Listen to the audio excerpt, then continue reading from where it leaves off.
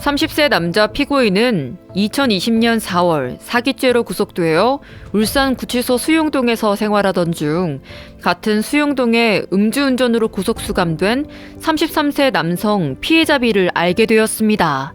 피고인은 2020년 7월경부터 구치소 내부에서 사동도우미, 일명 소지일을 하면서 2020년 10월경 구치소 내부에서 우편 배달 등 업무를 하던 피해자와 매일 얼굴을 보고 친분을 쌓게 되었고, 사기사범이라는 편견 없이 피고인을 대해주는 피해자의 성품에 호감을 가지게 되었으며, 피해자가 먼저 형기를 종료 후 출소하게 되자 구치소 내에서 친해진 피고인에게 휴대폰 번호를 넘겨주고 집으로 돌아가게 됩니다.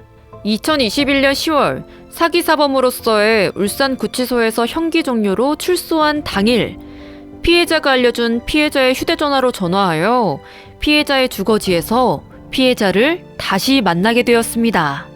오랜 친구 사이였던 것처럼 사회에서의 재만남을 가졌던 것입니다.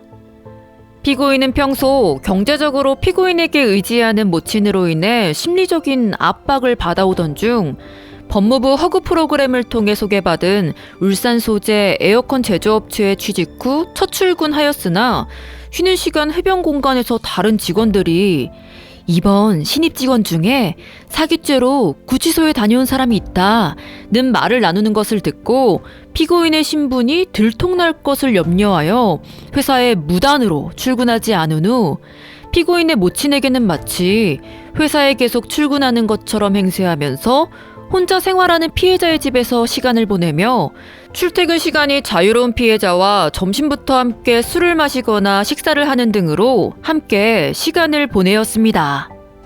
구치소에서의 잠깐의 만남으로 친분을 이어오고 또한 집에서 쉴 수 있게끔 호의를 베풀어준 피해자와 함께 즐거운 시간을 보내며 힘들 때 도움을 받고 있는 피고인 사이에 전혀 문제가 없어 보이는데요. 하지만 앞으로의 이야기는 정말 이해가 불가한 내용들의 연속입니다. 피해자의 집에서 부모님 몰래 시간을 때우던 피고인은 2021년 11월 핸드폰 게임인 마피아 게임을 통해 알게 된 여자친구 C를 만나기 위해 모친 몰래 서울에 올라갔다가 데이트 비용 결제 카드를 잘못 사용하여 체크카드 결제 내역 알림 문자가 피고인의 모친에게 전송되는 바람에 피고인이 출근하지 않고 서울에 간 것을 모친에게 들키게 되고, 때마침 모친 명의로 피고인이 사용하는 휴대전화에 2021년 10월분 요금이 23만 2,220원 상당이 나온 것으로 인해 모친과 다투게 됩니다. 게임 아이템 결제가 화근인데요. 핸드폰 마피아 게임에 상당히 빠져 있었던 걸로 보입니다. 일단 상황을 모면해야 했기에 모친에게는 회사를 그만두지 않았고 회사에 양해를 구하고 서울에 놀러 왔으며 10월분 휴대전화 요금은 선결제를 해둔 것이니 걱정 말라는 취지로 거짓말을 하여 모친을 안심시킨 후 심야에 출발하는 버스를 타고 동서울터미널에서 출발하여 새벽에 울산 시외버스터미널 공업탑 정류소에 도착하게 됩니다. 피해자의 집에서 가장 가까운 정류소입니다. 피고인은 2021년 11월 15일 새벽 3시경 울산 남구 피해자의 주거지에서 평소 피해자로부터 고지받아 알고 있던 출입문 비밀번호를 눌러 그 안으로 들어가 잠들어 있는 피해자를 보고 평소 피해자와 함께 생활하면서 피해자의 국민은행 계좌에 약 200만 원 상당의 돈이 있다는 사실을 알게 되었고, 모친에게의 거짓말이 들통날 위기에 처해 마음이 급했던 피고인은 나름 치밀한 계획을 구상합니다. 피고인의 여자친구 C 명의의 계좌로 이체하여서 모친 명의로 사용한 휴대전화 요금 납부와 모자란 생활비 등에 사용하고, 마치 피해자가 핸드폰을 잘못 다루어 해킹 피해를 입거나 은행의 오류로 인한 이체 등으로 오인하도록 상황을 꾸미기로 마음먹게 됩니다.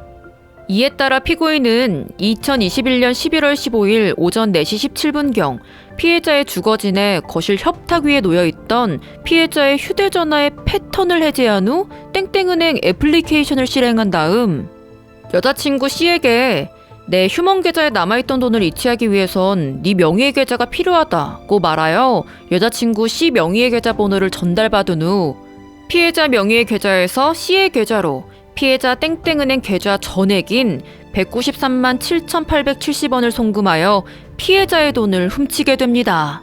피고인은 오후가 되자 피해자로부터 카카오톡 메시지로 여자친구 C 명의로 계좌 잔고 전액이 이체된 내용을 캡처한 사진을 전달받고 피해자가 이에 대해 경찰에 신고하였다는 말을 듣자 멘탈이 무너집니다.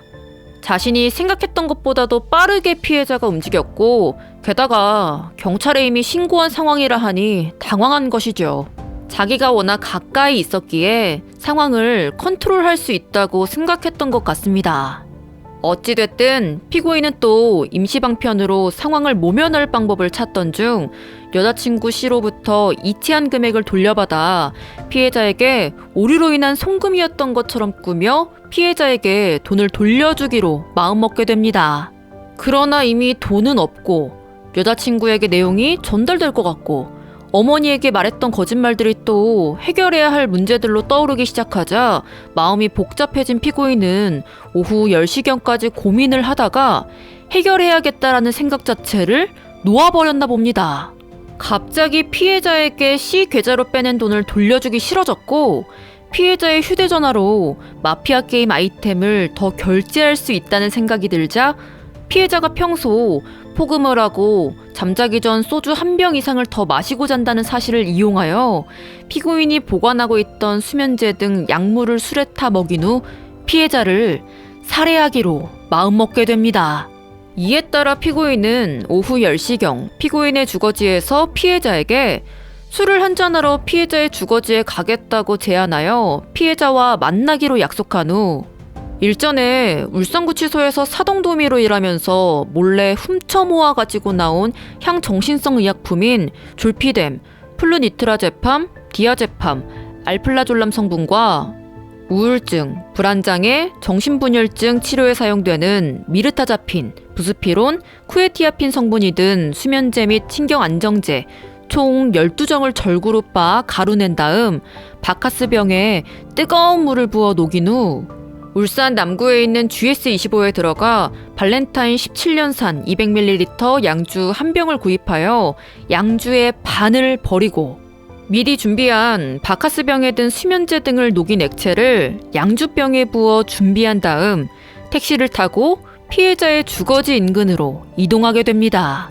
이후 피고인은 피해자의 주거지 출입문 비밀번호를 눌러 열고 그 안으로 들어가 소파에 앉아 직장 상사와 전화통화를 하고 있는 피해자에게 위와 같이 준비한 졸피뎀 등 성분이 든 양주를 맥주컵에 3분의 1 정도를 따라서 건네주고 피해자가 이를 2잔 연거푸 마신 후 3잔을 미처 모두 마시지 못하고 그대로 앞으로 고개를 숙인 채 코를 골며 잠이 들자 피해자가 무릎에 덮고 있던 이불을 끌어당겨 피해자의 얼굴 전체를 덮은 후 손으로 피해자의 얼굴을 수분간 눌러 숨을 쉬지 못하게 하여 사망에 이르게 하였습니다.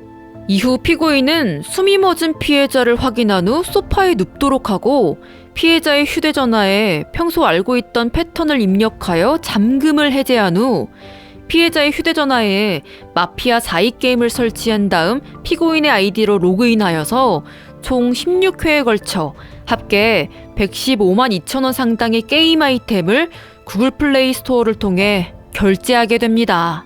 계속하여 피고인은 피해자와의 마지막 대화에서 피해자가 추가로 피해자의 국민은행 계좌에 1,000원을 입금해 두었다는 말을 들은 것이 기억나 1,000원마저 돈을 빼려고 은행 어플에 들어가 은행 애플리케이션에 접속하여 계좌 거래 내역을 확인하던 중 때마침 애플리케이션 화면에서 단기 대출을 안내하는 문구를 보게 되자 피해자 명의로 단기 대출을 받아 그 돈을 피고인의 계좌로 이체하기로 마음먹고 피해자 명의로 단기 대출을 신청하여 피해자의 국민은행 계좌로 대출금 154만 원이 입금되자 피해자의 국민은행 계좌에 잔액 1,000원과 함께 대출금 전액을 피고인 명의의 은행 계좌로 이체하였습니다.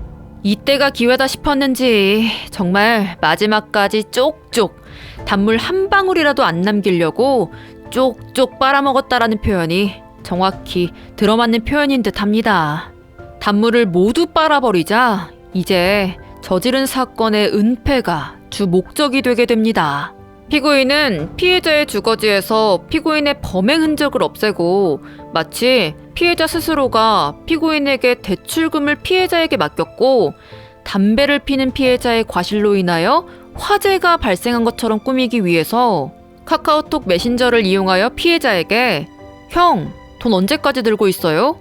라는 카카오톡 메시지를 전송한 후 새벽 1시 피해자가 평소 피우던 연초담배에 라이터를 이용해 불을 붙인 후 담배꽁초를 피해자의 좌측 옆에 올려두었지만 불길로 번지지 않자 재차 소지하고 있던 라이터를 이용해 소파 위에 직접 불을 붙여 그 불길이 피해자의 사체를 비롯해 원룸 304호, 벽면, 바닥, 천장 등으로 번지게 하였으며 본인은 현장을 빠져나가게 됩니다. 피고인의 어설픈 범죄 계획은 수사를 통해 밝혀졌으며 체포되어 법원에서 죄를 묻게 됩니다. 판결, 무기징역에 처한다.